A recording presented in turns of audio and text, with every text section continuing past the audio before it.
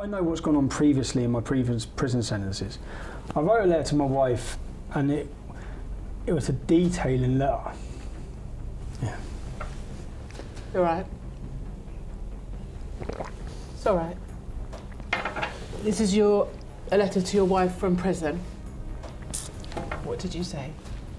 To make sure they understood why I do what I do.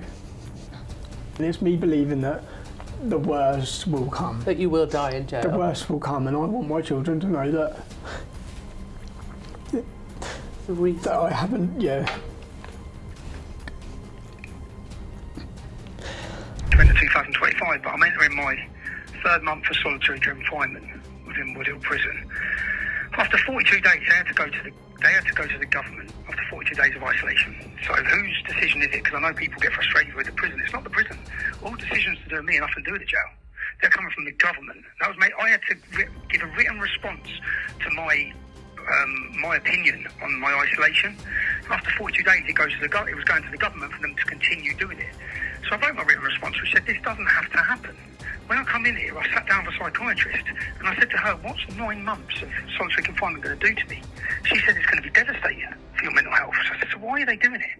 And 2 weeks ago, this week, I sat down. Every 2 weeks I have a meeting with the governors and the mental health team are there. Psychiatrists are there, mental health, probation, independent monitoring board. They're all there every 2 weeks because I have to have it because I'm on solitary confinement. And this week I said, I'm going to say this because I feel different. I'm telling you, I know how I feel. I feel different. I know I'm only 2 months in. So why am I still being held in solitary confinement? Yeah, I mean, in the news now, with these parties that the government, the people in charge were breaking the rules, having these parties in their lovely gardens. I think I've been naive all my life. It's not till now I just go, why do we trust them? Of course we shouldn't trust the people in charge. That's how they're in charge. They shouldn't be trusted. From prison, Tommy Robinson is stirring controversy again, this time targeting Keir Starmer. The latest twist? Ricky Gervais has joined the conversation. Those that are spreading lies and misinformation as far and as wide as possible, they're not interested in victims. They're interested in themselves. Those who are cheerleading Tommy Robinson, not interested in justice. They're supporting a man who went to prison for nearly collapsing a grooming case, a gang grooming case. These are people who are trying to get some kind of vicarious thrill from street violence that people like Tommy Robinson promote. And those attacking Jess Phillips, who I'm proud to call a colleague and a friend, not protecting victims. Jess Phillips has done 1,000 times more than they've even dreamt about when it comes to protecting victims of sexual abuse throughout her entire career. And so just as I took on the criminal justice system and the institutions when I was chief prosecutor, I'm prepared to call out this for what it is. We've seen this playbook many times. Tommy Robinson launched a sharp critique of Keir Starmer, challenging the Labour leader's carefully crafted image. If his claims hold any truth, Starmer's credibility could be at risk. And that's not even half of it. At this point, I know what they're going to do. Yeah. What I believe they're going to do, and that I know no one can tell me why I was brought to that prison only. Yeah. No one can tell me. So I know intentionally, and previously I've been locked in rooms with Muslims in prison. So I believe that. And then in that first week in the block, Robinson's accusations targeted Starmer's political record, claiming he ignores working class concerns, particularly on immigration and cultural integration. He portrayed Starmer as out of touch, more focused on maintaining the status quo than driving real change. I'm told I'm getting moved, and I said to my wife, I'm getting moved, but nothing from the outcry outside, from Lord Pearson, who's a lawyer in this UK, making comments to make sure I'm safe, I knew that nothing had been done to do that. So you're sat down writing your letter to your wife and your children, and what are you telling them? That I know by doing what I do that that moment will come. And I know that, and I've chose that. And you want your children to know that you didn't choose it over them? So I detailed to my wife that it's not about them. It's not about our children. It's about every child, everyone's. I'm not apologising because not for 1 minute I'm sorry for what I've done. I'm apologising for what it's caused. Robinson also criticised Starmer's foreign policy, financial decisions, and what he called a history of broken promises, dating back to his time as Director of Public Prosecutions. Why am I not in a DCAT prison? And there's a mental health team there. I said, let me just ask you, is this good for me? She said, no. I said, how bad is it? Because I know how bad it is because I remember what happened last time. So I said, so why are you doing it? Why are you doing it? And I'm a civil offender, so I got 18 months, which is insane anyway, for playing a film that they said wasn't in the public's interest. Well, I think it's on 115 million views. It certainly was in the public's interest, yeah? But they sentenced me to 18 months. Now, as a civil offender, you go to an open prison. What's the difference between that and how I'm being held? Well, open prison, you get a job outside. You have a car, you go to work. You go stay at home 5 days a month. You have town visits with your family. So that is the only prison you go to for committing civil offences. You're unshipped to a maximum security jail housing the worst Muslim gangs and jihadists in the country. And then they use that then to say you have to go on solitary confinement. And what is solitary confinement? Well, rapists and terrorists are not on solitary confinement, jihadists aren't. Axel, who done his little stabbing spree, the Muslim lad, I was in Belmarsh on solitary confinement. He was 2 cells above me on healthcare. He's got a job.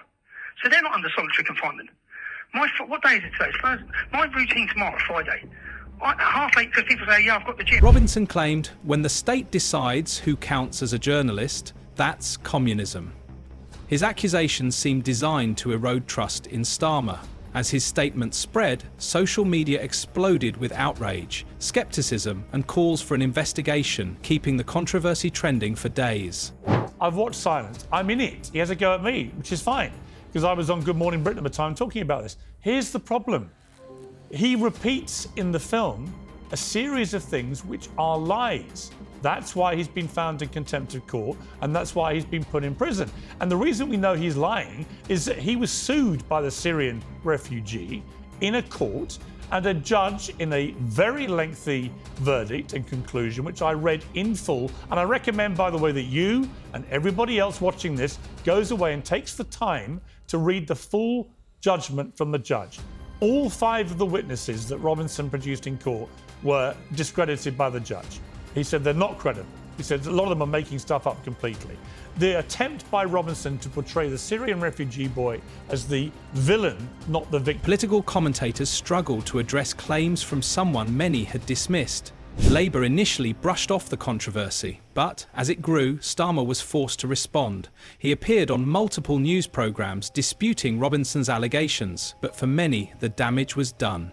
Robinson's explosive claims had already planted doubt. Not the victim was a lie. The boy who was accused of bullying him was thrown out of the school because of his previous prior record and this incident before it ever got made public, this incident, which came through a viral video. So, yeah, people in America do look at Tommy Robinson in a very different way to how we do here. The reason Nigel Farage has disowned him, and was nothing to do with him, is we see through him. Tommy Robinson is a convicted football hooligan who was convicted of beating up a police. Just as Labour thought the storm had passed, Ricky Gervais weighed in. With his sharp wit and fearless satire, he took aim at Westminster, proving that sometimes a well-timed joke hits harder than a political speech. Officer leading a riot. He is somebody who's been guilty of mortgage fraud. He's been somebody who was guilty of forging a passport to get into America because he couldn't travel because of his criminal record. He's been found in contempt of court twice for nearly wrecking trials of the grooming gangs, where he turned up and was saying defamatory things at the courtroom, which nearly led to the whole case being collapsed. And now he's been found in contempt. With Gervais weighing in, the controversy exploded. His remarks went viral, sparking debates and adding unexpected scrutiny to Starmer's response. What began as a political dispute became a cultural moment beyond Labour or Robinson's control. Then, just as things seemed to settle, Gervais took it even further. To court for repeating lies about this Syrian boy in this film Silence, which has been viewed over 150 million times. So I understand why people in America have got a slightly warped view of Robinson, but I can tell you that is the reality. His next move wasn't just a passing joke. It was a direct challenge, one that sent shockwaves through both his fans and political circles alike. And when people saw what he said next, it became impossible to ignore. What did Gervais reveal that turned this from a controversy into a full-blown crisis? But when the poison of the far right leads to serious threats to Jess Phillips and others, then in my book, a line has been crossed. I enjoy the cut and thrust of politics, the robust debate that we must have, but that's got to be based on facts and truth, not on lies, not on those who are so desperate for attention that they're prepared to debase themselves and their country. So this government will get on with the job of protecting victims, including child sexual abuse, mandatory reporting, accelerating the processes. But what I won't tolerate is this discussion and debate based on lies without calling it out. But before we move on, make sure to like this video and subscribe to the channel. It helps us keep bringing you the stories that matter. Now, back to the video. That just come out of jail after 13 months had been encouraging his missus to behead her parents because they were kafar, non-believers. He spent 30 months in jail. He'd been encouraging and promoting ISIS terrorism. And they knew he was still a danger and a threat. That's why he was monitored 24 hours a day. He's only out of jail 2 days before he went and tried to kill people. Why has he been let out of jail? When we start treating these men, don't put them in prison with car thieves or violent offenders or drug dealers, because they're a whole new level. They are foreign fighters, enemy combatants at war with us. No amount of your pathetic de-radicalisation bullshit programmes that you put them on in prison changes their mind. They are followers. Gervais jumped into the debate with a sharp tweet. Starmer's about as in touch with the working class as I am with quantum physics, racking up thousands of retweets. But this wasn't just casual mockery. He doubled down with a detailed Instagram post, calling politics a great British pantomime and highlighting the irony of a jailed man shaking up the establishment more than those in power. Of Muhammad. They are inflicting what he has told them to, backed up by scripture. This actual terrorist who just went on his killing spree, do you know what he actually said before he went to jail, when he got last sent to prison?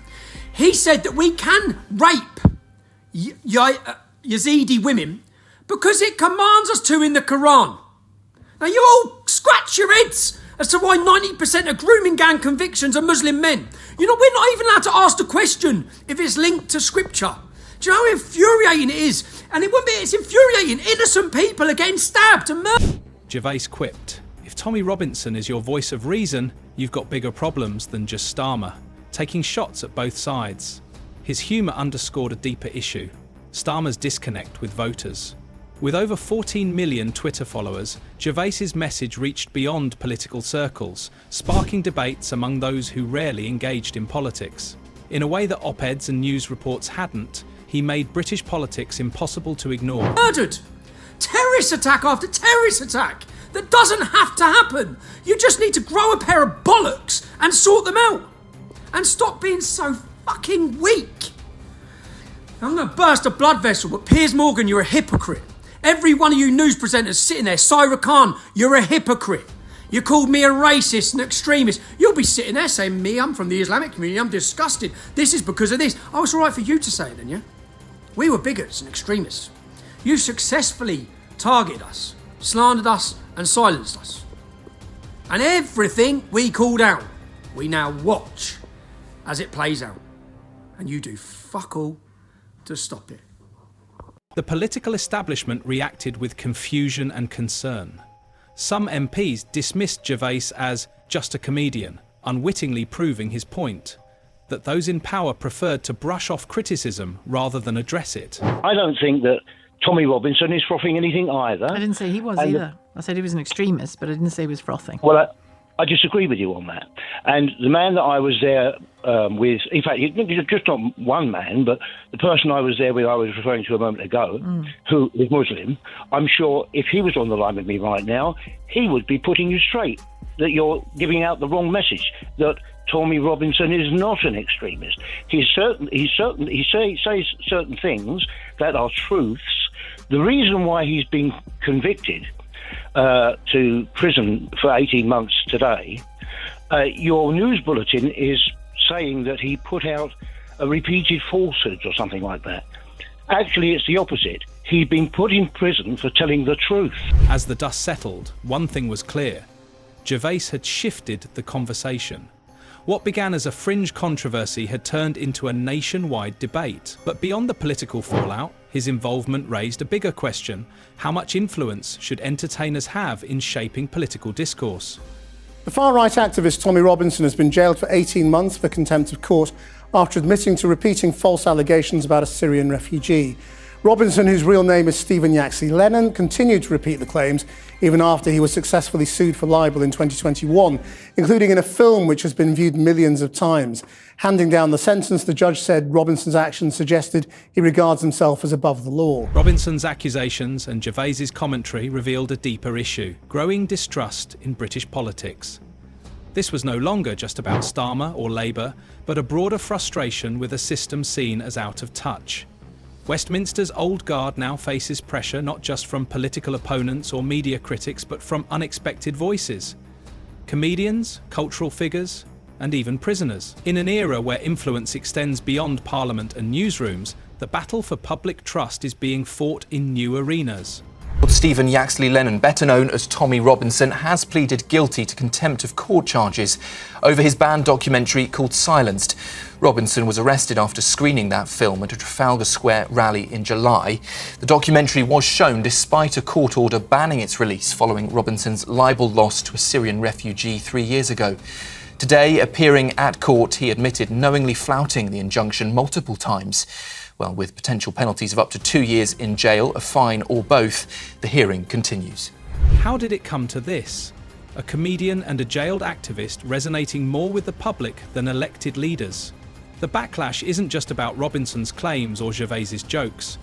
It reflects a deeper demand for transparency, accountability, and leadership that truly represents ordinary people. With frustration at a boiling point, Westminster can't afford to ignore it any longer.